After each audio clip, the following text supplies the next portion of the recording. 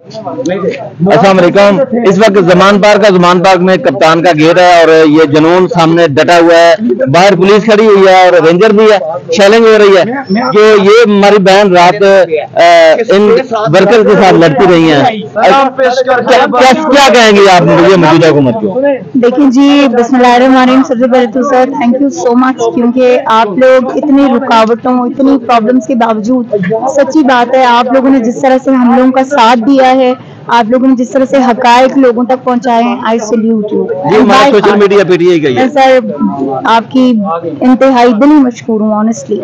सब बात ये है कि देखें, ये खान साहब के लिए जो है ना कम, और ये पाकिस्तान के लिए ज्यादा है। क्यों? क्योंकि खान पाकिस्तान की जरूरत है, खान पाकिस्तान की आखिरी उम्मीद है।